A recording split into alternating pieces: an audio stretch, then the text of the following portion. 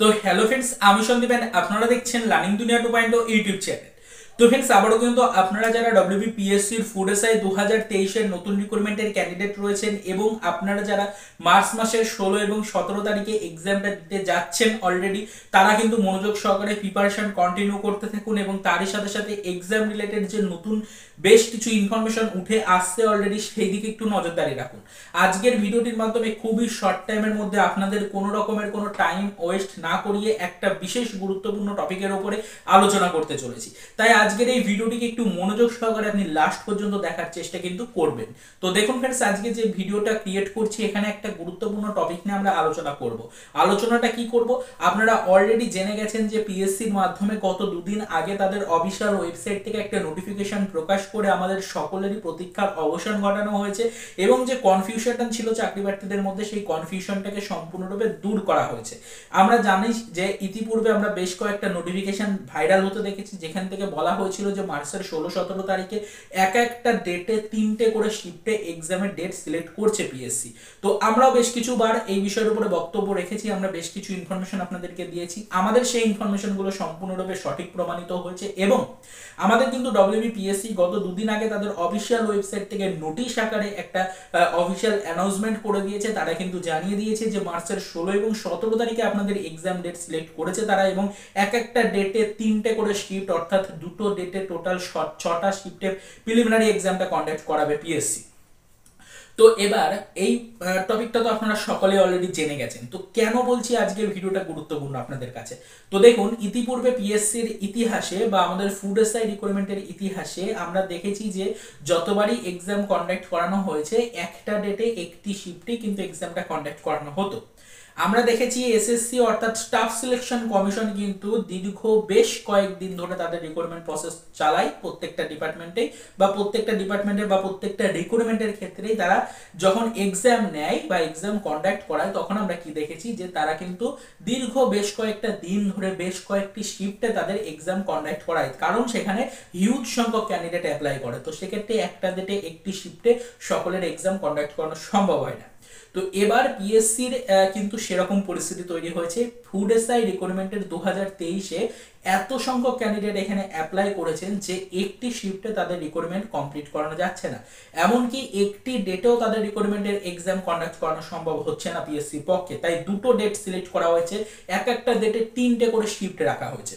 এখানে যে প্রবলেমটা তৈরি হচ্ছে সেটা হচ্ছে যে আমরা জানি যে প্রত্যেকটা শিফট যেহেতু আলাদা আলাদা, তো সেক্ষেত্রে কিন্তু প্রত্যেকটা শিফটে কোশ্চেন প্যাটার্ন যেটা থাকবে সেটা কিন্তু চেঞ্জ হয়ে যাবে, কোশ্চেন চেঞ্জ হয়ে যাবে।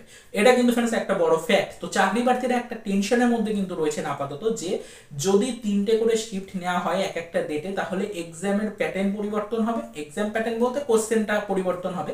তো এক্ষেত্রে কিন্তু কোনো একটা শিফটে কোশ্চেন কিছুটা ইজি টাইপের আসতে পারে, কোনো একটা শিফটে কিছুটা হলো মডারেট টাইপের আসতে পারে কোশ্চেন প্যাটার্ন, আবার কোনো একটা শিফটে কিন্তু হার্ড লেভেলের কোশ্চেন আসতে পারে।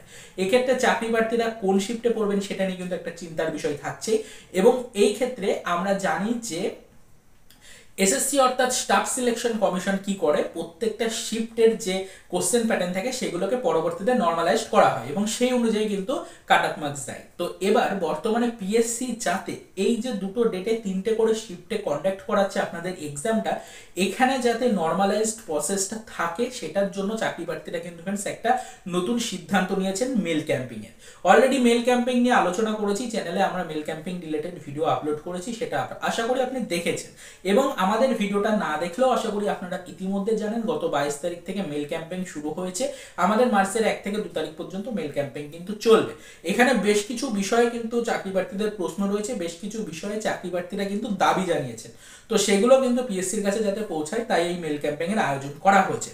তো যে বিষয়টা আপনাদেরকে বললাম, যেহেতু দুটো করে ডেট আপনাদের সিলেক্ট হয়েছে এক্সামের এবং একটা ডেটে 3টে করে শিফট রাখা হয়েছে, এক্ষেত্রে যাতে কোশ্চেন প্যাটার্ন নিয়ে চাকরি প্রার্থীদের কোনো সমস্যায় পড়তে না হয়, সেক্ষেত্রে যাতে পিএসসি আপনাদের এই কোশ্চেন প্যাটার্নগুলোকে নর্মালাইজড করে তারপরে কাট অফ রিলেটেড আপডেটটা ক্রিয়েট করে, তো সেই জন্য চাকরি প্রার্থীরা কিন্তু ফ্রেন্ডস মেল ক্যাম্পিং এর সিদ্ধান্ত নিয়েছেন। তাই যারা আমাদের চ্যানেলের ভিউয়ার্স রয়েছেন, আমাদের চ্যানেলে খুবই সামান্য পরিমাণে ভিউয়ার্স রয়েছে, তবে তাদেরকে সর্বক্ষণ আমরা কিন্তু যতটা সম্ভব আপডেট প্রোভাইড করার চেষ্টা করি এবং সঠিক উপদেশটা দেওয়ার চেষ্টা করি। তাই আপনাদেরকে এইটুকুই বলতে চাইছি যে রিক্রুটমেন্ট প্রসেসটা যেটা চলবে সেটাতে যাতে স্বচ্ছতা আসে এবং আপনাদের এক্সাম প্যাটার্নে যাতে কোনো ধরনের কোনো অভিযোগ না থাকে, এবং যাতে রিক্রুটমেন্টের এক্সাম কন্ডাক্ট হওয়ার পর কোনো চাকরি প্রার্থী কোনো অভিযোগ নিয়ে এই রিক্রুটমেন্টের উপরে যাতে কোনো কেস না করতে পারে এবং আলটিমেটলি রিক্রুটমেন্টে যাতে ঝুলে না যায়, সেই কারণে কিন্তু অবশ্যই আপনারা বেশ কিছু স্বচ্ছতার দাবি জানান পিএসসির কাছে। তারই মধ্যে অন্যতম একটা বিষয় আপনারা কিন্তু পয়েন্টে রাখুন, সেটা হচ্ছে যে আপনাদের রিক্রুটমেন্টের যে দুটো দিন সিলেক্ট করা হয়েছে প্রিলিমিনারি এক্সামের, 3টে করে শিফট রাখা হয়েছে, এখানে যাতে পিএসসি নর্মালাইজেশন প্রসেসটা অ্যাড করে, এটা কিন্তু আপনারা দাবি জানান এবং এই দাবি জানিয়ে আপনারা কিন্তু পিএসসি কে মেল করুন। এই যে মেল করার যে সময়সূচিটা আপনাদেরকে বললাম, এর মধ্যে যে কোনো সময় আপনি মেল করতে পারেন পিএসসি কে। মেল করার কোনো নির্দিষ্ট সময় হয় না, কোনো নির্দিষ্ট ওয়ার্কিং আওয়ার্স হয় না, কোনো নির্দিষ্ট অফিসিয়াল ডেজ হয় না। তো আপনি যে কোনো সময় আপনার বক্তব্যটা পিএসসির কাছে পাঠাতে পারেন। অফিসিয়াল মেল আইডি ভিডিওর ডেসক্রিপশনে পিন করা রয়েছে, ওখান থেকে আপনি কিন্তু মেল করতে পারেন, অথবা সরাসরি আপনি ডব্লিউবিপিএসসির অফিসিয়াল ওয়েবসাইট ভিজিট করলে সেখান থেকেও কিন্তু মেল আইডি এবং ফ্যাক্স আইডি পেয়ে যাবেন। তো এটুকুই আপনাদেরকে বলার ছিল। আজকের ভিডিওটির মাধ্যমে একটা গুরুত্বপূর্ণ টপিক নিয়ে আলোচনা করা ছিল ফুড এসআই রিক্রুটমেন্টের। আশা করি আপনারা বিষয়টা বুঝতে পারলেন। তো আমাদের চ্যানেলে যারা ভিউয়ার্স রয়েছেন তারা অবশ্যই বিষয়টাকে ফলো করার চেষ্টা করবেন এবং মনোযোগ সহকারে প্রিলিমিনারি এক্সামের জন্য প্রিপারেশনটাকে কন্টিনিউ করতে থাকবেন। এবং যদি চ্যানেলে ফার্স্ট টাইম ভিজিট করে থাকেন, চ্যানেলটিকে সাবস্ক্রাইব করে আমাদের সাথে যুক্ত হয়ে যাওয়ার চেষ্টা আপনি করতে পারেন। তো চলুন দেখা হবে নেক্সট ভিডিওতে, পরবর্তীতে রিলেটেড কিছু আদার্স অফিসিয়াল আপডেট নিয়ে।